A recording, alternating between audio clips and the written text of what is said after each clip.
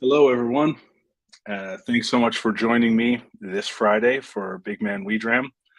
Uh, Before we get started with this week's guest, I wanted to talk about last week. If anyone was tuning in last week and was unable to find out what was going on, unfortunately, it's very sad news. Actually, my guest was meant to be Aidan Burt from Fib Whiskey.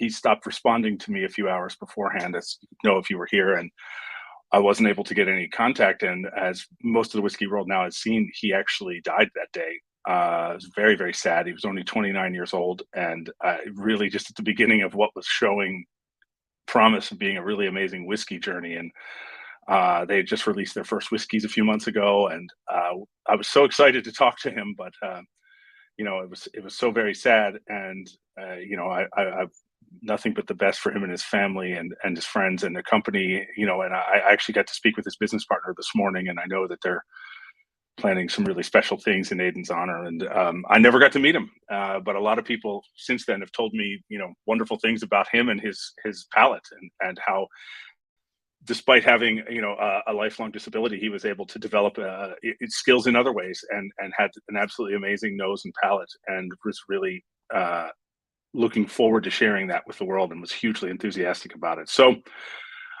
anyway, a very, very sad thing that happened here, and I'm very sad to have been a part of it. But on to happier notes. And I'm sorry to bring things down here before I bring in. My guest this week is Jim Ingram, who many of you might know as YouTube's Whiskey Novice, and he's also a frequent barfly. And I've only met Jim in person once, which we'll talk about a little bit today, the funny way in which we met. But it's also I'm really looking forward to talking to him, because we had great conversations, and I'm sure this will be another one of them. So please welcome Jim Ingram. Hello. Hello. Hi, Hi. how are you, sir? Very well. How are you? I'm very well. And Greg, sorry, I just want to say as well, that was very well put, sir. I was absolutely devastated whenever I heard what happened to Ian. That just, I couldn't get my head around it at all. I didn't know the man. I didn't know Fib Whiskey terribly well, but just when I read what had happened, it, I just could not get my head around it. So that was very well put. Well, thank you. It was an absolute stunning level of unnecessary politeness on behalf of his friends and family, who wrote to me to apologize that he wasn't there. And guys, I was just, oh my, this is so unimportant, but Mhm. this is just meant to be fun. And it's just, I was really, really looking forward to talking to him, and trying the whiskey as well. And hopefully I'll still get to do that when I come in June, and we're going to drink a toast to him when I'm there. Good stuff. So, um, but I'm excited to talk to you, just because, in part, because of the funny way we met. I mean, I know you knew about the film beforehand, but the way we met in person was, and you can tell it or I can tell it. It's up to you. Uh, well, I'll tell it because it sort of Sure.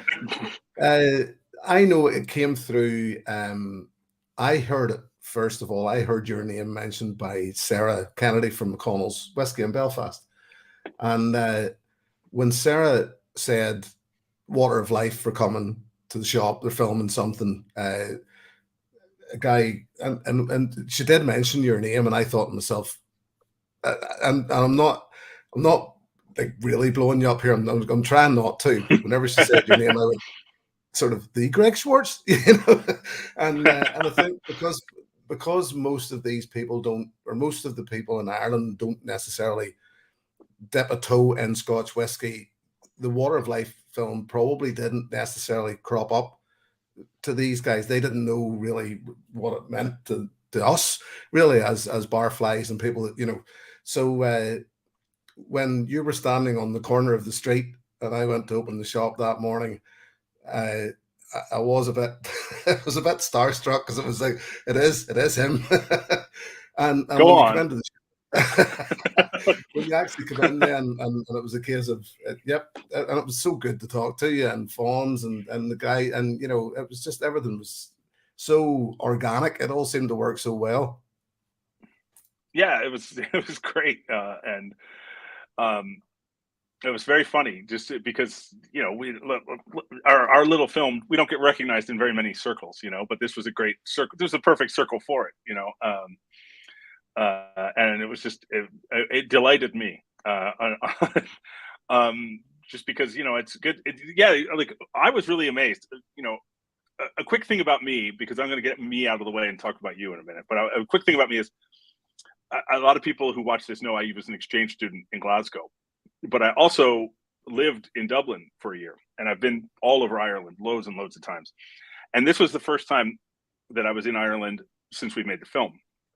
And I was amazed. I really hadn't ever thought about this kind of invisible divide in the whiskey worlds that it clearly exists. I had that experience in Kentucky over the summer. I was in Kentucky, and we went to a bar, and we went to one of the best bourbon bars in the world in Bardstown, Kentucky, and they had maybe two scotches of hundreds of bottles, and it was just amazing to me that these divides exist. But you are the conduit between these two worlds, because I just didn't know that people in Ireland didn't drink a lot of Scotch or know a lot about it, and vice versa. So it's funny because Scotch whiskey, and the same could be said of Irish whiskey in Scotland. From what I have learnt, from what I can tell, is that you can buy a good and a very easy story to explain this. There was a bar just up the road from where we were at when we met, called Bittle's Bar, John Bittle's Bar, and myself and some of my whiskey drinking buddies, some I see are in the chat tonight, were in Bittle's Bar one afternoon, and I went to order a round. There was only 5 or 6 of us, and I went to order a round, and I noticed this old bottle of Springbank 10-year-old sitting behind the bar, and it was the old branding, the black label. And I said to John, how much, out of curiosity, is your Springbank 10? Expecting him to come back with something stupid, because we know what Springbank 10 is. He didn't. He says it's 650 a dram, and so we just drank it until the bottle was dry. We just, at that price, he didn't know what he had there, So that's the way. There is this divide. Irish whiskey is big in Ireland. Scotch whiskey big across the world, but not so much in Ireland. There's still this very definite thing that Scotch whiskey equals smoky whiskey, and I don't like smoky whiskey. So there's an awful lot of people. I've always said that Pete's this great divide, and just an awful lot of people in the Irish whiskey community don't like peated whiskey, and that's the way they label Scotch. So. The funny thing is, someone told me that 11% of Scotch whiskey is peated. I know that people think around the world, people think of it as the smoky whiskey, but it's like a small minority of it. It's not even half. Well, I'm actually glad that you've put a number to it, because I tell people when they say I don't like Scotch whiskey, it's smoky, I usually go 20%, but 20% is the number that I say, because it was just a number that I picked out of the air, that only about 20% of it was smoky and the rest of it wasn't. And it's one of those things that it's made me. I was a Scotch whiskey fan first, and I feel a bit of an outcast sometimes here on the island of Ireland. I mean, it depends on who I'm with and where I'm at as to whether I'm Irish or not, because I can just be whatever I want, really, whenever I'm here. But certainly in the island of Ireland, that division shows up, and Scotch whiskey does play a second fiddle, if you excuse the pun, to Irish whiskey. Now, don't get me wrong, when you get to pot still whiskey, that's when Irish whiskey stands on its own and cannot be matched, in my opinion, because there's nothing. I know Ralphie.com, Ralphie Mitchell, pulled one out at one point and said that it would be the only thing that would remind him of a good pot still. But even then, it was a bit of a struggle, in my opinion. Do you know what it was? I didn't. I watched Ralphie, but I must have missed it. It was a lowland. It was a lowland something. Can't remember what it was, and I remember thinking, no, I wouldn't. I wouldn't. I'll tell you what it was. Actually, it was Bladnoch. It was one of the Bladnochs he considered, and I think he considered because it was so low.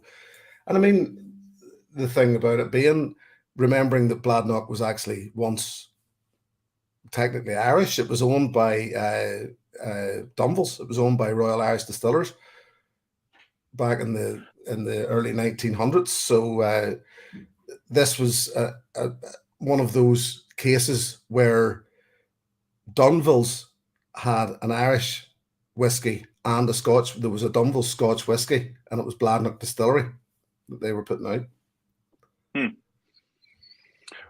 Well, I've definitely told people. People have asked me if I like Irish whiskey and I want to explore Scotch, what's the good way in? And I often will tell them Lowland whiskeys because it's a lot of them are triple distilled, and it's kind of it's the shortest path in. I'm not gonna throw an Octomore at someone right out of the gate, or an Edgerdour, or something like that. But we're getting a ton of comments. It's great. Just a lot of people saying hello, and hello to you all. Keith Duncan has asked me how my dry February is going. I'm drinking hopped seltzer, Keith.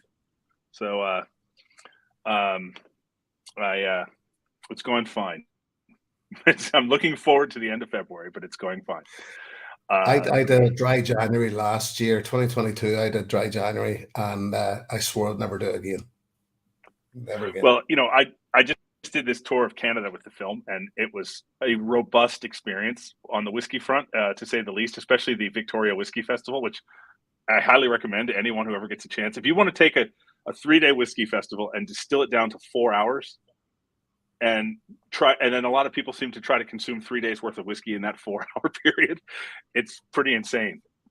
They actually made an announcement this year that they wouldn't be giving a 10-minute warning, because that just led to a feeding frenzy. So you had to, in the past, they'd always done that. This year you were on your own. You had to keep track. It was the whole thing. It was something else. It is. We do Glasgow Whiskey Festival quite regularly now, and I know what you mean. It's that, and they do give the warning, and it is just mayhem. Yeah, I was glad it was cold outside, because you could go outside and kind of clear your head. But so tell me a little bit more about you and your whiskey journey. Between the shop and the YouTube channel, and you're obviously very involved with the Barflies in Glasgow. Do you go over to Glasgow a lot? I should have pointed out at the beginning, because some people may not know that you live in Belfast. I do. Right? I don't go over to Glasgow a lot. I found my feet with the Scotch whiskey side of things first.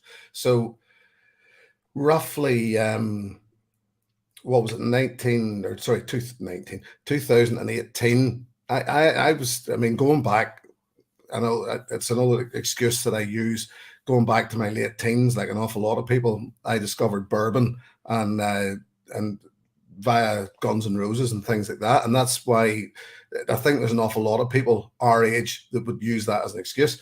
And it was quite a leap forward that I started drinking.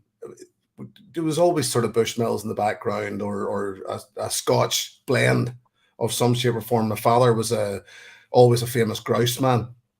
So whenever if I went out for a drink with my father, him and I would have a grouse and a Guinness together. And but it was only 2018 that I started to take it sort of seriously. I had been over to Scotland a couple of times. Smoky whiskies, peated whiskies didn't offend my palate. I always consider myself sort of blessed for that I took to them quite quickly. So this is why I sort of fell into Scotch whiskey first. And then I started the Whiskey Novice on Instagram just as a thing in 2018, and found myself, and I found actually Roy Duff, Aquaviti, the Barflies, and I found heard Roy saying this recently, that he asked somebody else, and he says, why did you start reviewing whiskey? And they said, were you a bit like me, where you just couldn't keep your opinions to yourself? And that was me. I just couldn't keep my opinions to myself. I was used to being in front of, as a musician, I was used to being in front of crowds anyway, so it didn't worry me being in front of a camera. so then I just started the channel and rolled on from there. The shop thing actually came as a result of that, because I was a working musician up until lockdown. And then when the bars closed, I found myself going working a couple of jobs, and then Willie Jack from the Friend at Hand whiskey shop in Belfast contacted me and asked me to come and work for him. He had heard that it was him I was pretty much working for as a musician, and he heard that he heard my name propping up quite a few times regarding whiskey, and he says, "Come and work for me in the shop." And I was delighted. It was dream job time, you know. So and that was only summer last year. So thankfully things are going well. That's great. Cheers to that. It's funny. Same with me and peated whiskey. I always say a lot of people don't remember the first time they tried whiskey, but everybody remembers the first time they tried Lafroig. And my first peated whiskey was a Lafroig, and it was a birthday present, and I loved it. I mean, loved it immediately. And it was the good thing is I wasn't drinking any other whiskey that night. Yeah. Like, I wasn't drinking like a Balvenie or something that would be so far away from it that it was it was on its own. It was, my palate wasn't distracted, and I liked it right away. But my first whiskey that I really loved was Paddy. When I lived in Dublin, I was broke, and I worked as a bouncer, and I drank Paddy all the time. And I'm never without a bottle of Paddy in my liquor shelf to this day, ever. I find Paddy a classic, but very sweet. Sure, I don't drink it, to be honest with you. I just have it. It's a nostalgia more than anything. It's funny. It's we seeing it from the point of view of working in a shop selling whiskey. It's bizarre because you sort of get a feel for what people. I sort of think I have a feel for what people know and like from being in the whiskey community, and this is what one of the reasons why I love the whiskey community, because people are very quick to tell you what they know and like, and they're very quick to tell you what they don't like. A Paddy whiskey has just dropped off the radar completely. Nobody ever talks about Paddy anymore. Nobody ever buys Paddy anymore. And even if anybody was to walk into the shop tomorrow and say, "I want a bottle of Paddy," I would direct them to the local superstore where it's £5 cheaper. There's no point in buying it from a whiskey exclusive shop. Buy it in the cheapest place you can get it, because that's what it is. But it was such a prestigious name. Do the funny thing is, until I'm going to say 2010, you couldn't buy it in the U.S. A couple of Irish pubs might have it, but it was usually because like the bartender's cousin brought it with them or something, brought it over or something. There was no liquor stores ever had it. I remember finding a liquor store or a bar in New York City that had it. I was thrilled. I got married in 2007. My best friend in Ireland came over, and there's all these very funny photos of me posing at my wedding with him, and between us are 2 bottles of Paddy. That was we were creating them like our babies from our wedding, and like he brought those to our wedding, and we drank them because you just couldn't buy it here. And now you can buy it. I could buy it at the grocery store up the street from me now. But that's because Sazerac bought it, and I think Sazerac is trying to reposition it now, and they added the apostrophe S back. And even Paddy was one of the ones that were late to add the E. It was the early 1970s. Most other Irish producers had added the E to whiskey, but it was the early 1970s before Paddy added it for some reason. It's interesting. I mean, I think they're right. Sazerac's building Paddy its own distillery now, right? I think it's going to be. I want to say in like Connaught or something, but Sazerac are making big steps. Lochgill Distillery down in the south of Ireland have brought in Helen Mulholland, who was previously with Bushmills. So they have taken her on, and there's a good chance that that's where it'll maybe end up. It's a great move by Sazerac. It's a great move for Helen, because Helen's a great master blender. She knows her stuff, and she came from Bushmills, and I think for her, it's a great step because, pardon me, there's so many things that they'll be trying. She's gonna have the opportunity to be working on American whiskies, on bourbons, and corn whiskies, as mash bills, whereas she was never going to get that opportunity at Bushmills. So it's just something it's great for her. It's great for Sazerac. These companies are now trying to get back into Ireland. Diageo were a prime example. When they sold off Bushmills, they sold them to Jose Cuervo, the tequila people. It was part of the reason that they wanted to get stock share of Cuervo themselves, and it didn't work out the way Diageo wanted it to. And all of a sudden, they ended up without a foothold in Irish whiskey at all, when Irish whiskey is in a current boom again. So Rowan Co, that's when they've come up with Rowan Co down in Dublin now. I was there on the trip when I met you. We went to Rowan Co too, and I'd never had it before, and I would have expected it to be a bit of an afterthought, but it wasn't. I think they're taking it pretty seriously. Oh, it's definitely, and I mean they've done the same again, where they've taken an old name. It was George Rowe and the Dublin distiller, and they've taken the George Rowe name, and when they do it absolutely right, because it's old Bushmills stock that they've got. It's old Bushmills stock that they're using, and they put out their 2020.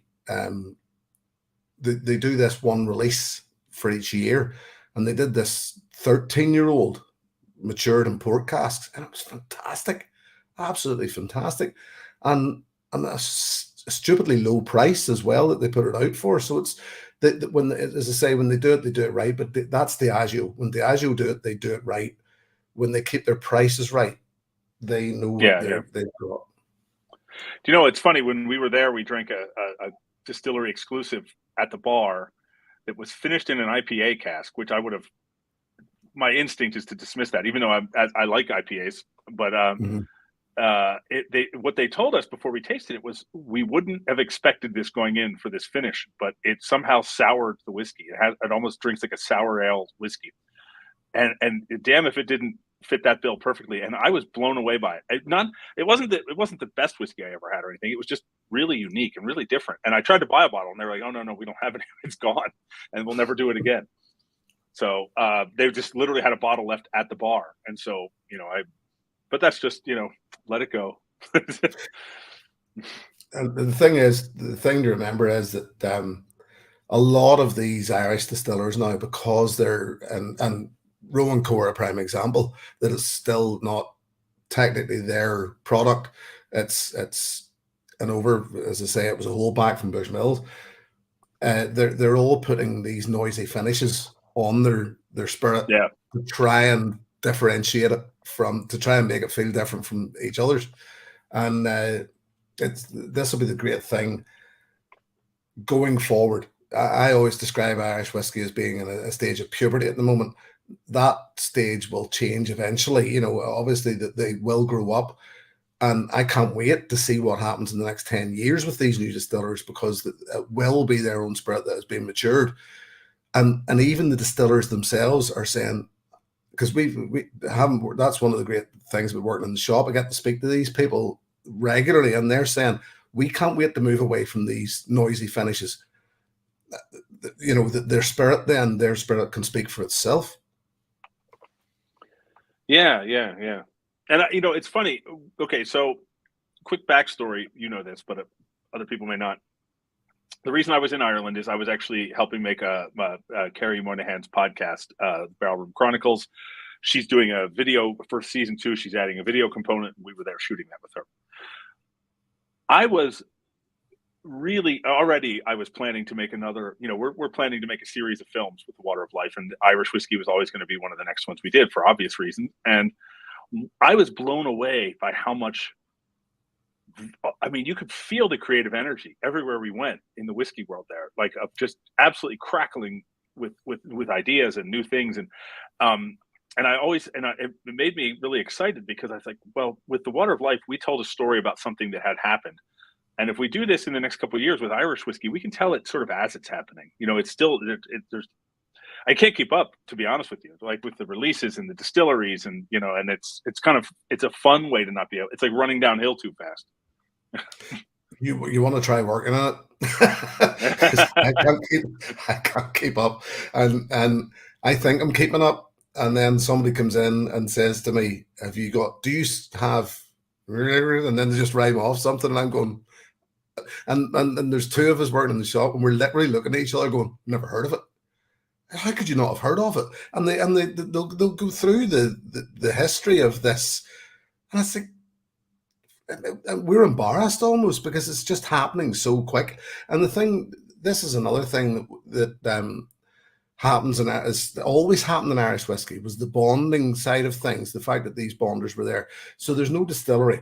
So whenever a distillery pops up, distilleries are news. At least whenever a distillery is coming about, that generally filters back. That we'll have heard about it. We'll have heard that this distillery is going to start up. There's going to be a big production. There's going to be this. There's going to be that. But bonders, like independent bottlers, can come and go and pop up. I'll never know. We never know who they were or where they came from, or so. And the other thing to remember is that there's still, as much as as much as I need to be very careful what I would say now. There's no border there. As much as there's no border, there was no physical border there. There's still a very definite border between the south and the north of Ireland regarding duty, and that sticker, that because actually, sorry, that sticker there is makes the difference in that there'll be distillery representatives come to us and say, "Could you sell our product?" And we have to say to them, "Well, it needs that sticker first. You need a representative." And I know you're in Ireland, but you still need a representative from the UK to make sure that that's all cleared before we can actually sell it. So it fudges the whole thing a little regarding what we know. There's an awful lot going on in perhaps the south that we haven't heard of. Although that being said, I'm still listening to the I know what's going on in Scotland, but I've no idea what's going on down south. I was every couple days when we were there, I was finding out about a new distillery, or that I hadn't, and I do my homework, and it was, but that's exciting. And the other thing I noticed, I didn't realize ahead of time, is it seemed to me like 15 years ago when distilleries in Scotland were either being built or reopening, a lot of them were making gin as a way of kind of, you can get it on the shelf in a month. It's a much lower barrier to entry. It seemed to me a lot of the places in Ireland are making poitín, or they're doing just bonded whiskies or sourcing whiskies. And sourcing would have been more the thing. The poitín thing is still a bit muddy as far as I can tell. They are doing it, but there's so many rules and regulations behind poitín. Poitín was always the illegal thing. You cannot release this, because in its day, history would tell you that there were hundreds of distilleries in Ireland. Well, there were hundreds of distilleries in Ireland.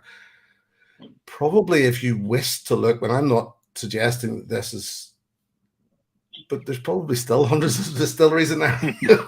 But you didn't hear that either. But the legal ones, shall we say, it's only in the recent years that they've started to say, right, let's make poitín a thing. Let's release this legally. So then there has to be a reason and a legal way in which you can do poitín. And it's all of it murky to me yet, because my notion of poitín always was that there was no maturation on it. I know the law says that 10 weeks must be rested for 10 weeks, not matured, but rested. And then as to where that line is drawn as to what it's rested in, because I don't think wood is technically allowed, but sometimes they do. So I'm not going to get that's a one that I'll not get into. there's actually someone in the chat here that Whiskey Works Graham knows more about poaching than I do, so I try to avoid it a wee bit. The way I look at it is, it's still not whiskey, but it's another one of those spirits that, like pot still, Ireland should be promoting more. Probably should be doing poaching, because it's something that we will do alone. Then pot still only Ireland, poaching as is poaching would be only Ireland. And as you said there a moment ago, bonding, that's the thing, and sourcing is more, that's the easy one for Irish distillers to move forward. I've only, I like yourself, always like to do my homework, because it's easy to say things and then it's easy to say things and then but then you have to go back and rearrange that if you say the thing wrong. And I've done it in the past where I've said things, and this sourcing that goes on in Ireland, and I know it's been said in the past that it's maybe a bit deceitful or whatever, that these new distillers are putting out whiskey in their own name. There's nothing deceitful about it. It's no different from independent bottling, really, and as they do in Scotland. The only difference being that they're buying it in bulk over here, blending it, putting it out in their own name, but still not deceitful. Independent bottling, I suppose, the easiest way to describe it in Scotland, that it's generally single cask, so they'll put the distillers and the distillery name on the bottle, whereas over here it's going to be bulk, as I said, blended, be it blended malt, be it blended malt grain, and generally the distillery will ask not to have their name put on it, because if the distillery that they've sold it to butchers it, then it's nobody looks at the name and says Whiskey Novice whiskey produced at Bushmills. I will blame the Whiskey Novice for this being butchered. They'll blame Bushmills for it. Right. We have a question for you from our good friend Keith Duncan, and I'm going to put it up on the screen here, and I'll read it in case anyone's listening. What would be a typical pot still whiskey to try? Don't think I've ever tried one. I would go anything produced at Middleton would be the first answer. I would say Middleton Distillery produce.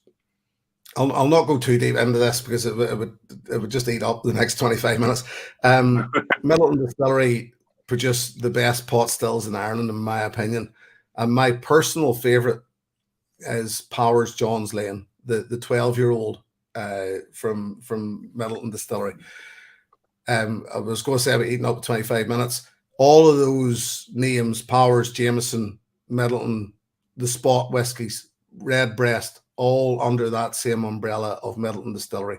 So personally speaking, I would either look at Powers John's Lane or the Redbreast 12-year-old as a great entry to pot still whiskey. So Redbreast has a cult following nowadays. I mean, you know, especially, I mean, I know you watch Roy and the Aquavitae V-Pub and stuff. People, that's the most popular Irish whiskey in that scene to me. I think anyway, it seems that way for sure. I like Green Spot myself. Yeah, I like it more than I like Yellow Spot too. Yep. Well, Yellow Spot was actually my easy favorite until the price started to rocket on it, and that's when I discovered Powers John's Lane and started drinking, and the price didn't rocket on it.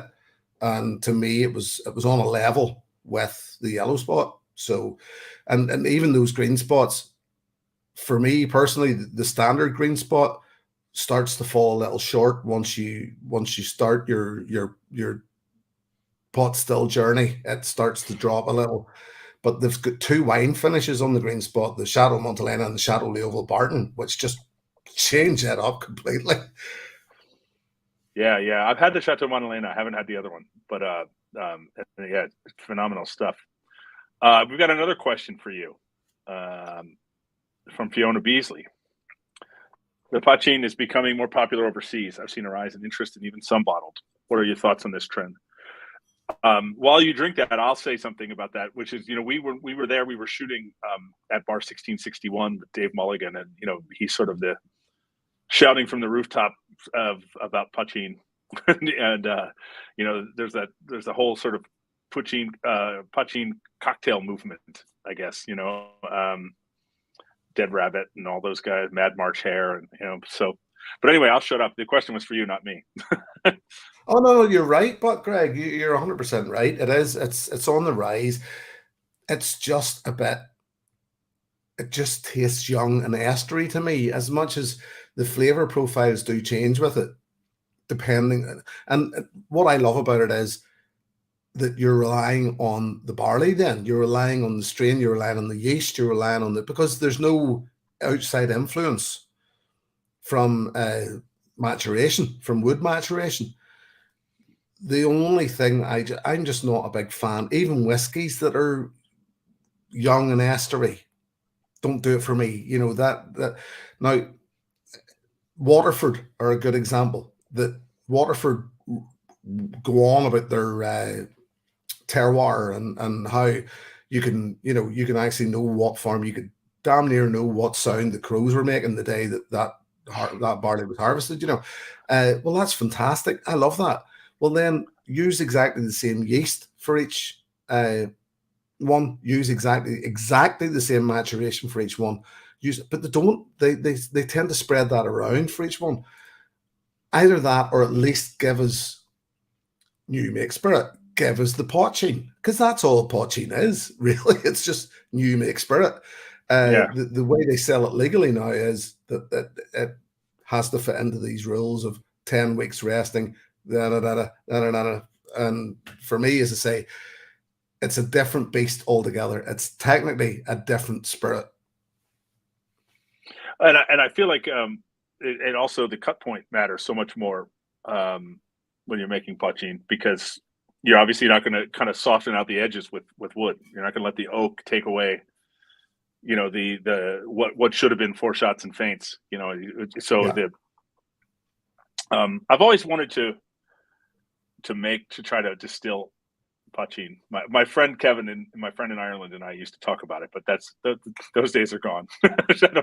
We don't talk about it anymore. I don't think we're quite the young pirates we once fancied that was ourselves. Back in the days whenever we all wanted to grow pot as well. Well, the thing is, Kevin, I don't know if he's listening tonight. He usually comments if he is. He's a barley farmer in Kinsale in Cork, and so I have access to Irish barley. He just sells all his barley to Guinness. So we were talking for years about doing it, but we never got around to it. So but that's just the kind of thing people do. Whiskey makes people tell stories. Speaking of sourcing whiskey and stuff, I wanted to talk about this because I went and got this. So this is, in case I'll hold it up briefly here for people who haven't seen it, but this is a bottle that I bought the day I met Jim at the Friend at Hand, the whiskey shop. There you go, in Belfast. I was, not only am I really, really blown away by the whiskey, I love this whiskey. It went from here to here in no time, and now I've kind of curtailed my consumption, because I'll never get it again. But the way you guys have released them has been really interesting, where they're all the way they're related, but they're all sort of different siblings, as it were. Can you tell a little bit about the bottlings that you guys have done? It's a funny thing, because we have 13 of them. Well, 14 technically. It was never meant to be a series. What you have there is, number one, reconciliation, but it was never meant to actually be a series. It was just going to be a whiskey related to the shop. But then, sadly, the owner of the shop, Willie Jack, his longtime partner, Bruce, passed away soon after the shop opened, very suddenly, and Willie thought, I'll release a bottle in Bruce's name. Now, Willie sources this whiskey. It's produced, now this is the thing that some people in the shop, some customers get wrong. They come in and as we tell them, it's produced by Bushmills, and they say, so Bushmills produce this spirit for you. No, they don't produce it for us. This is a prime example of somebody else bought it from Bushmill. And I mean, this happened long ago where somebody bought this off Bushmills and we approached them for casks. And so it's basically, yet again, it's bonding, it's independent bottling, it's call it what you will. We've approached a broker, they've got the stuff for us. So it's as I say, there's 13 in the series, lots of them. And yours is a prime example with the reconciliation, are exactly the same whiskey, but they just all tell a different story leading up through this story. But then they all get 13 years in ex-bourbon casks, and then there's a few of them are a bit different. So one of them is finished in sherry, one of them's finished in French red wine casks, one of them's peated, one of them's cask strength. We just, after your visit, the one that I was showing you a while ago, this is Journey's End. This wouldn't have been there whenever you were in the shop. This is actually a 14-year-old, the final one in the series, which is gets 14 years in its ex-bourbon casks and then gets transferred to Amarone Italian wine casks. Easily my favorite, actually, and because it's bottled at cask strength as well, and it just became this great thing. It's a great selling series for us because it's completely unique to the shop. You can't buy it anywhere else in the world except in the Friend at Hand shop. And Willie, the owner of the shop, his idea, and there's a lot to be, I think, a lot to be appreciated about this. His idea is, if you want to buy this, if you enjoyed this whiskey, you have to come to Belfast. So what he's doing is he's trying to bring people to Belfast, and I think it's a shining example of, it's a good way to promote local. If you enjoy it, if you want, and I mean, that's just one example. That's just the Friend at Hand. We have independent bottlings of Redbreast with single cask Redbreast, Middletons, Powers, etc. So we've, for the collector, then there's very much a reason to come to the shop, Well, the shop is amazing. I really, really, absolutely love the shop, and I would have bought a heck of a lot more whiskey there if I had a way of shipping it home easily. I have a tendency, every time I go to Ireland or to Britain, I buy more whiskey than I can take home, and I wind up leaving it with friends there. So I've started building these satellite whiskey collections that I'll probably never get around to. They'll wind up drinking them after I'm dead. One of the things that struck me on this trip around Ireland was how the whiskey kind of renaissance that's going on in Ireland right now, it seems to be in all four corners. I mean, I didn't get to go to Boylock, but I know, from Boylock to Mickle to Dingle to Clonakilty to, all the way around. I mean, everywhere you go, there's distilleries, including, in the north there's a number of, we were shooting at McConnell's, but there's a number of other ones as well. And we went to Killowen as well the next day. It concerns me slightly because I just wonder, is the market there for them all? Because the same's happening in Scotland at the moment. It just seems to be every week there's another distillery either opening or planned to open in the future, especially at a time when prices aren't going backwards, they're all going up. And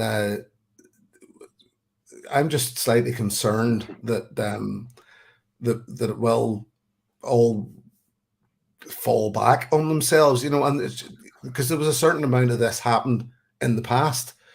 Now, I would like to think that prohibition will never happen again, and it was prohibition that sort of completely, I suppose to a certain extent, killed off whiskey, not just Irish whiskey, but all whiskey production. Certainly brought it to a grinding halt in the early 1900s. But as I say, I would like to think that'll never happen again. But I just would be a wee bit concerned that all these new ones are opening up, and it's the investment that's involved. The amount of money that these people must be spending. Yeah. Well, what happened here 10 years ago in craft beer Now it's getting. I'm a longtime craft beer drinker, and it's that whole industry is shaking itself out a lot every week. Every more than once a week, I see a brewery close that I knew and liked. Or just today, two big Drake's, which is a big California brewery, regional California brewery in Northern California, is merging with Bear Republic, which is another one. And they're both like they're merging just to stay alive because I think it creates an efficiency. The distribution side of things. That's the third example. That the biggest one would be Sam Adams and Dogfish Head, but I think it's maybe a smart move, but I think it does shake itself out eventually, and some won't survive. And as Charlie McLean says in our film, without a blending sales regiment behind it, where when people stop buying your single malt, you can sell to blenders. These distilleries are standing kind of on a precipice, and if they don't have the constant consumption or constant purchase, that they're going to be without a custom base.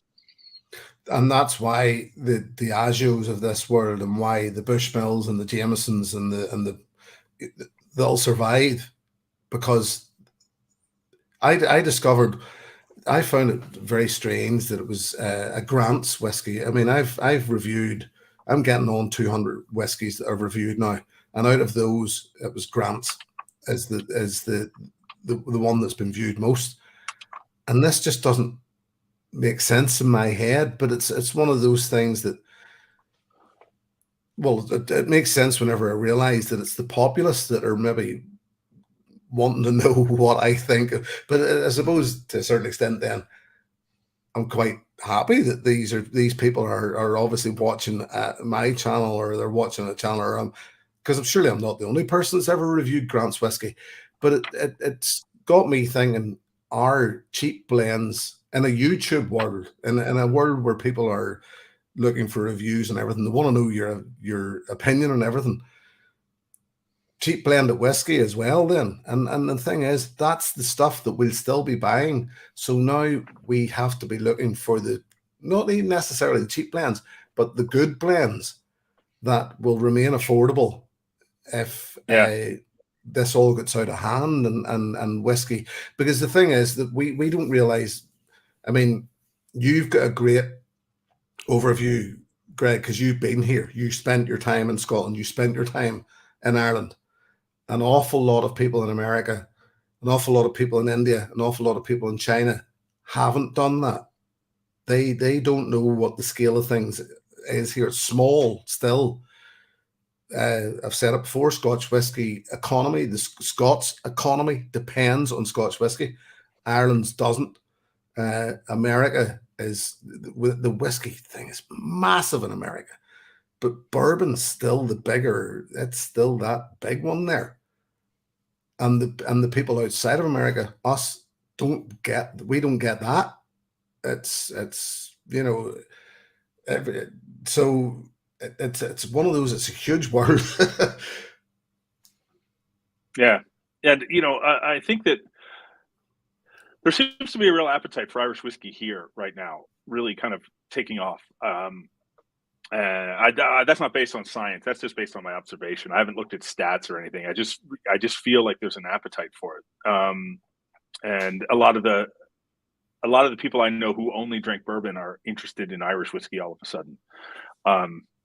And I don't know what the long-term ramifications of that are, but I assume it's an upward trajectory for the time being, at least. It would be fun to do maybe we should get Roy to do it. Someone should do a comparison of he always likes to put a price point, like all the best whiskeys at this price point or something. Someone should do blends like, 20 pounds and under or something like that. You know what I mean? Like your Grants and your Bells and your Black and White and your Johnny Walker Red, and, all these, and just compare those side by side. I don't know how exciting that would be, but I'd like it. I'd be interested to see what people thought. Well, it makes sense, as I say, because we it's talking to the masses, isn't it? It's the people that are going to spend the money. Ian Bruce says, I think the two biggest threats are increased energy costs and the rise in cask prices. Speaking of the rise in cask prices, one of the things that strikes me is these distilleries that are owned by groups. The first example I have of it is Lafroig. Lafroig's Beam Suntory. Beam Suntory owns Maker's Mark. last year Lafroig released that warehouse one. It didn't say aged in bourbon barrels. It said aged in Maker's Mark barrels. Like Maker's Mark barrels, they're double pumping the branding, which is a great way to get someone who drinks Maker's Mark to try Lafroig. And let's face it, Maker's Mark and Lafroig are a million miles apart as whiskeys. I don't mean one's better than the other. I mean, I certainly would prefer a Lafroig myself, but I'm just saying they're very, very different whiskeys. And I think you'll see more of that, where these distilleries are only going to provide, like the bourbon distilleries are only going to provide to their corporate sisters, as opposed to 100%. Somebody come into the shop just last week, and there was some chat about casks, and they said, "Do you know where the bourbon casks are sourced from?" And we sort of looked at each other and went, who knows where their bourbon casks are sourced from? And I actually brought that up because I was a big fan of last year's Lafroig card, and the fact that it says prominently on the label Maker's Mark, sourced or came from Maker's Mark. And but nobody knows where those bourbon casks are coming from. Mostly, right. Generally, I mean, we're looking at Jack Daniels and Jim Beam for our cask supplies, but it's one of those things that I agree with you totally. That yes, they're going to pull themselves in. They're going to draw in and say, "Well, we only work for ourselves." And hitting on a point you said earlier on too about Irish whiskey rising in America, I'm convinced once again it's because it's not smoky. Most Irish whiskey tends to be sweet and dare I say that word, smooth. Yeah, there's Jameson everywhere here. That's definitely, by a wide margin, that's the most popular Irish whiskey in the U.S. I wouldn't be surprised if Jameson weren't the most popular whiskey in the U.S. other than bourbon brands. Like the most popular imported whiskey might very well be Jameson, even more than Johnny Walker. I don't know. That's not based on anything. It's just based on what I, notice, or people I know what they drink. But there's some really great comments coming in here, and I wish I could. People can read the chat themselves, but but Diageo investing in American distilleries with access to warehousing, casks, and other required ingredients. Like Diageo just bought Balcones, for stupid amounts of money now too. These guys, but yet again, that was another prime example that money talks. I don't blame the guys at Balcones. Oh no. At the end of the day, they started up something. Every producer wants Diageo to walk in and go, "We want to buy your product," because then it's just, well, yeah, okay, pay us as much as we ask, and Diageo, if Diageo want it, they'll pay it. So why not? Yeah, absolutely. It's strange days right now with the whiskey. The energy costs, obviously are huge right now, and that's not going to go away. What's the new distillery? I want to say maybe it's in Leith. It's the fully gravity fed distillery. You know what I'm talking about? I know that I've seen the pictures. Yeah, I've seen the chart. Know. It's fully, it's all vertical, which makes sense once you see it. There's one of them, McMyra in Sweden is exactly the same. It's gravity fed. Yeah. Where you put, it does make perfect sense. And I believe there may be one. Now, somebody said about a 3-story Port of Leith. There you go. There may be one in Islay coming. It's certainly going to be a 3-story distillery, but as to whether it'll be gravity fed or not, I'm not sure. Well, I know Bruichladi's doing a lot of stuff as far as energy costs are concerned, as far as hydrogen generation and hydropower, like submarine hydropower, all kinds of stuff. Because there's waves just pounding it all day, every day. You may as well capitalize on that energy. Yeah. Before we wrap up, this has been an amazing chat. It's funny. The thing I like about doing this is I just like talking about whiskey. I would be happy to have this conversation with just me and you instead of sharing it with everyone else. But I didn't even share your YouTube channel with people, but I'm sharing it now. So Jim does whiskey reviews on YouTube. They're great. very straightforward and down to earth, and no flannel. And I actually saw someone in our chat say here. I thought Jim's deep dives into grants and doers were great. Every once in a while, I want something on ice. And that John Paul Cardoso, by the way, is the guy who gave me my first bottle of Lefroy. He's a friend of mine, and he's the guy that gave me my first Lefroy. But the other thing I wanted to say, because this is just fun for me, and I tried to get something set up, but he didn't respond. I don't know if you've noticed this because you've seen our film. Have you noticed the name of our scoring composer? No, I never seen that. No. The guy that wrote the music for our film is my friend Jim Ingram, James Ingram. Yeah. And his actually credit in our film is James Miller Ingram, his middle name, because there's actually, the jazz musician named Jim Ingram. So he's got to use his middle name for his scoring. But yeah, James is a good friend of ours. He's actually engaged to our executive producer, and we've known each other for years. And he wrote all the music for our film, and Wow. which I love the music for our film. And yeah, he's James Ingram, yet another Ingram playing music. It's well, James Ingram, of course. I mean, he was James Ingram and was it Jennifer Lawrence did the great?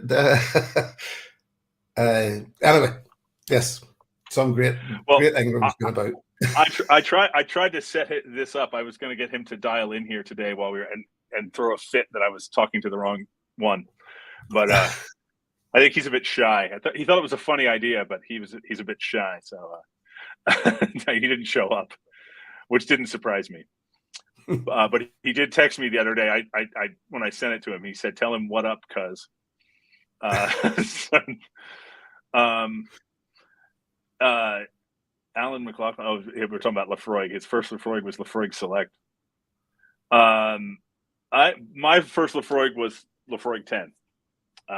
So that's good. That's the flagship way in.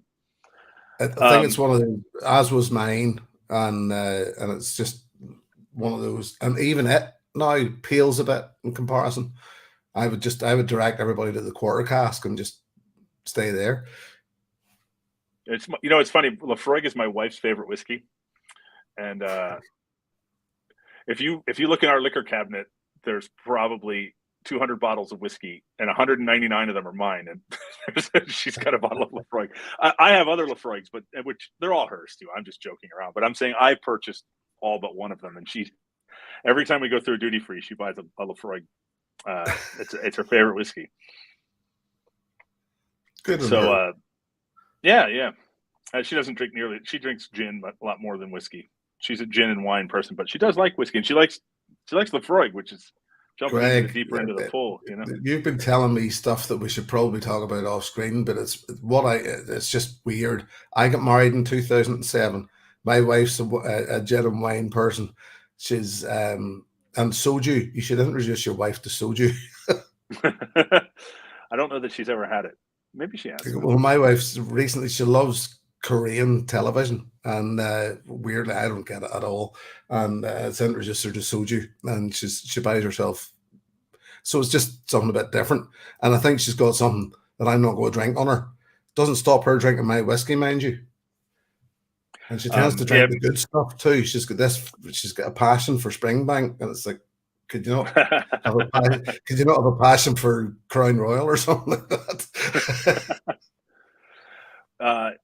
She actually, when my wife drinks any whiskey, she always asks me ahead of time. Not if she can, but she asks me to make a recommendation.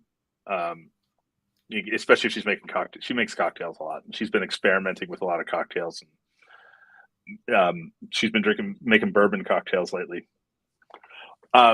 Well, it's funny. I haven't done this in a while, and this has been a lot of fun. And I always tell people, it's about 30, 45 minutes, and I always go an hour. And I really, really enjoyed talking with you. Cheers, buddy.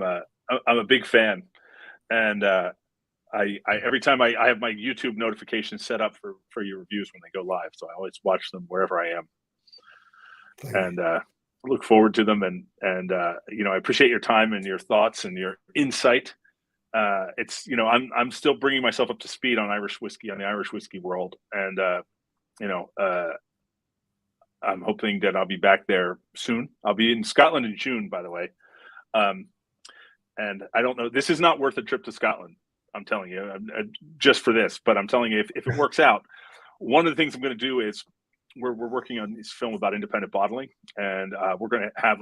I talked to Roy yesterday. We're going to get a bunch of independent bottlings and get some friends together at like the Bonaccord or something and drink some drams and Nice. some independent bottlings. And so I don't know what day that's going to be yet, but I wouldn't. I'm not worth a flight from Belfast to Glasgow. But if you happen to be nearby, come by and I'll give you a dram or three. You never know, buddy. You never know. Well, thanks so much. This has been great. Thanks for everyone joining us. What a great, huge amount of chat tonight. Lots of questions, lots of people just saying hi, people chatting with each other. It's been really fun. I really appreciate it. And I'll be back next week. I'm going to post a new thing about our schedule coming up, but I will be back a week from today with the guys from Rascal and Thorn. In case anyone doesn't know, Rascal and Thorn is the travel company we're doing a tour of a whiskey tour of Islay with in June, and there's still a couple of seats left in that tour if anyone wants it. So you can find that on our website or on our Facebook group. But they're going to be joining me next week, and we're going to chat about what we're doing. So that being said, cheers everyone. Have a great weekend. Thanks. Cheers, guys.